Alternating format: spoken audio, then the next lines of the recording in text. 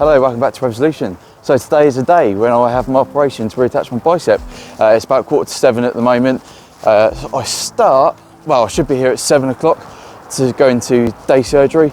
So yeah, stick around and I'll bring you along for the journey of getting my bicep reattached. It's going to be an interesting one, but hopefully it all goes smoothly and I can start the road to recovery.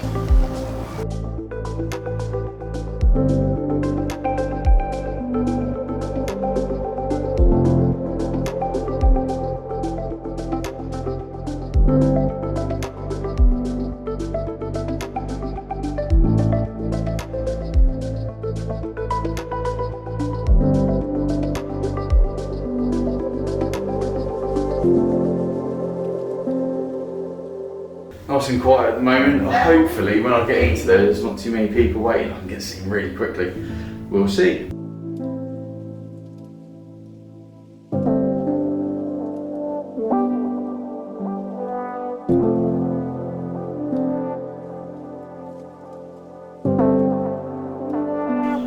I'm all changed now, ready to sit in the waiting room again and wait for the operation. I'm going to be going in the afternoon, so I've got a little bit of waiting to do, but I've got my headphones, I've got YouTube, so I should be alright. I've got my dressing gown on, which is making things nice and comfortable. Got the compression socks and good old pair of flip-flops.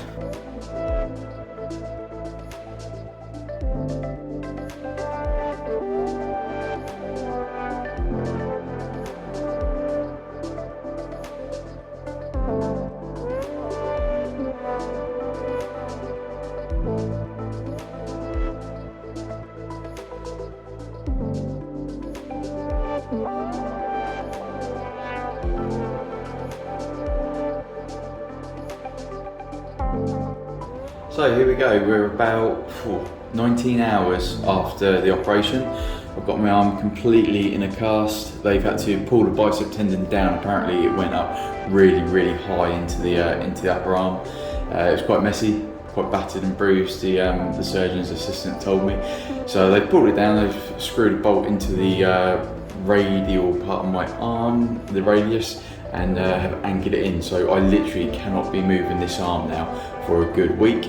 In a week's time I should have this taken off, get put in a brace, and then it's just going to be a slow recovery to try and get the tendon stretched again over the next several weeks, couple of months, until it can regain some strength and some movement. So yeah, this is me now for at least a week in this, and we'll take it from there. But yeah, still in, obviously, lovely pyjamas they've given me. It was quite a comfortable night's sleep. Bed is really nice, and what more can I say really? It's got to be done. Let your bloody motorcycle fall.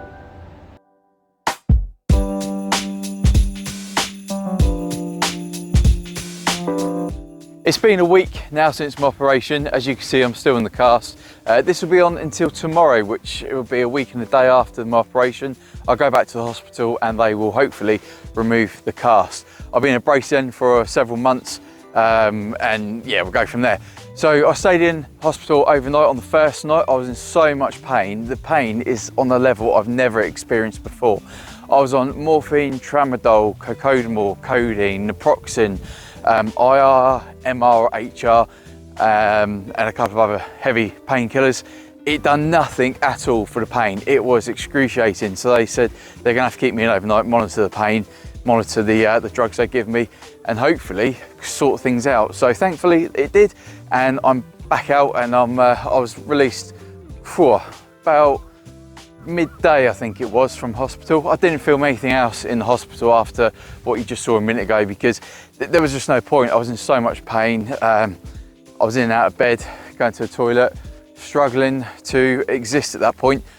The ward that I was on was quite nice. There was 2 old chaps in there. No snorers, no issues. It was quite a pleasant night's sleep, to be honest. The bed with its movable back made sitting in the bed very nice. So that was a bonus. It helped getting in and out of bed quite comfortable. But yeah, it was a nice experience in the hospital. It's all fixed up now. It has been a massive struggle though to adapt to life left-handed. Before I went into the cast, it was quite comfortable. I was starting to do a few more things with my right hand, but obviously now I just can't do anything at all. So yeah, life has changed again. Like I said earlier, I think by the end of this experience, I'm going to be pretty good with my left hand, because I literally just can't do anything with my right hand. So the brace will be on for a good couple of weeks to a couple of months. I'll get the brace taken off.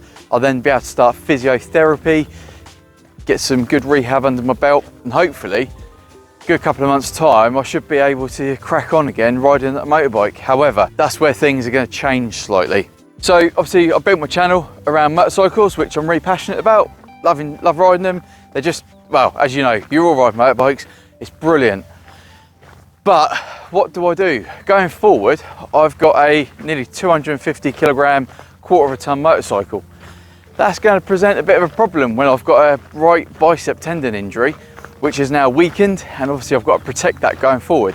I can't obviously well, I don't want to rip my bicep tendon again, because if I do, there's potential that they won't be repairing it.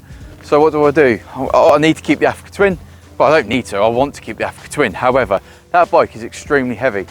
So we'll have to see where we go with that one. I've obviously got the Kawasaki Vulcan, which I was looking at selling as soon as possible. Now that bike might actually come in very handy, because let's face it, it's low, it's easy to ride. If I start having a bit of a wobble on it with my arm being injured, I can actually put my feet down and not have any issues. So there is that option of keeping the Kawasaki Vulcan. However, before we even get to that section with the Kawasaki Vulcan and riding the motorbike again, I am going to have to look at driving. Now that is a big kick in the teeth. I do not want to be driving a car unless I absolutely have to. Looks like I'm going to have to. So I've been searching the market high and low for a car. I don't want to go too expensive, because let's face it, the motorcycle is going to be what I am going to be using all the time. I've got a practical car for the household, which does everything and anything. It's an estate, so that car is staying. However, there's two of us in the household, and obviously we can't share one car between two.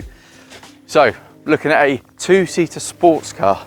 Now when I say sports car, it's not a fast car, because when you ride a motorbike, no matter what car you get, unless it's a hypercar or a very, very fast electric car, it's not going to be fast. So speed is not on the agenda.